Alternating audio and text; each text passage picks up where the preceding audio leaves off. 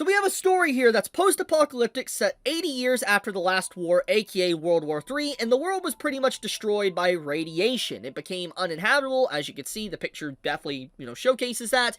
And thanks to the radiation, you have a bunch of people, a bunch of kids and individuals that had their DNA mutated to where they were able to gain abilities. Now, personally, I don't think radiation works like that, but at the end of the day, this is a story. It's not real, so it's completely fine to use that as a concept because of mutations, etc.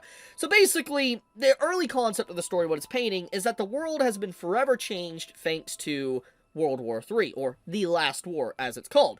But the series doesn't just stop there. It builds upon, thanks to the aftermath of that and the rise of these abilities, they have now different facilities, different labs, they call them, that have these kids with different abilities pretty much locked away, kind of like test subjects. And it's very creepy, by the way. I'm just going to completely say it. But on the surface, if you didn't really look too deep into it, it seems like more or less it's innocent. But I've seen and read enough stories to where you have a bunch of kids basically in labs and, there's test experiments and stuff like that. Usually that's not good. That's bad news. Usually it means that these kids are probably being raised as some form of weapons or something like that as a position of power to target enemies, because that's just definitely what it looks like, especially with how they're ranked and, just how the abilities are assigned and stuff. It makes a lot of sense.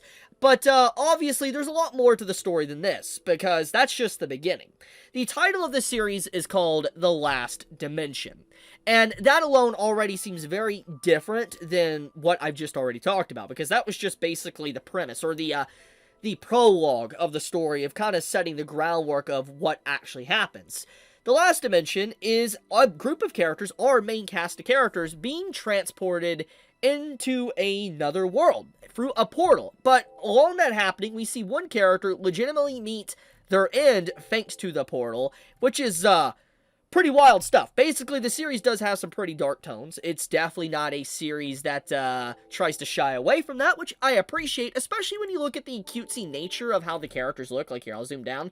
Like, the characters in general look like cutesy. Kind of reminds me a little bit of Made in Abyss, I'm not gonna lie. But, the characters are drawn in a way to where, like, it seems like an innocent story, but obviously there is some darker undertones once you get past that.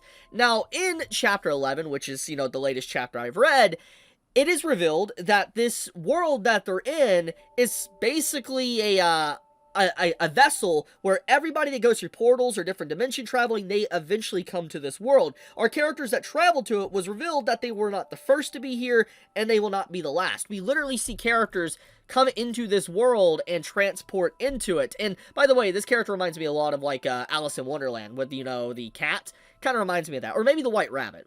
Regardless of your stance on that one, though, I think that the fact that there is going to be multiversal travel and dimension-like travel is pretty cool. It's a cool concept, especially when you throw in post-apocalyptic, because, multiverse stuff can be fun. It can be really good. It's why I like, reincarnated stories, Isekai stories, because the template might seem generic, but if there's a really solid writer backing it and behind it, you can have a really good story on your hands. And that's where case in point comes in for The Last Dimension. The fact that, you have this world that pretty much has a bunch of other worlds linking to it and a bunch of different people are falling into it means that you can have many, many different cultures, different sub-factions, and different, worlds, realities, different laws of physics. It can be really freaking cool. And I love that type of stuff, because if a writer is creative enough and they're able to really kind of hone in on that, they can make a truly jaw-dropping story. So that's one of the reasons what drove me to even start this series to begin with, was that concept alone. Now, as someone that has read it, I will say,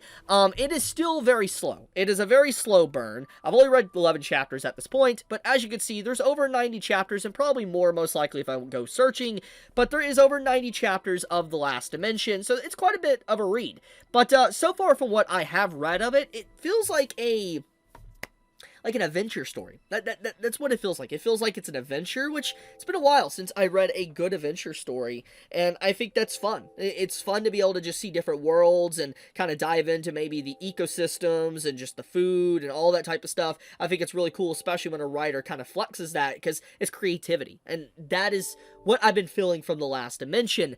I will say that I am curious about the cast of characters, by the way. There's a lot of mysteries and a lot of foreshadowing, which I don't really want to spoil for those that haven't haven't read it yet, but I will say, you should 100% check this out if you do like an adventure story, and isekai stories as well.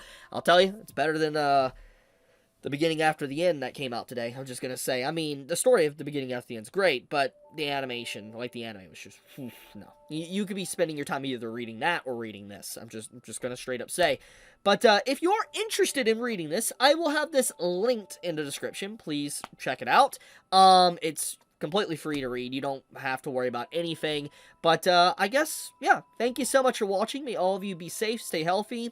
Chibi out.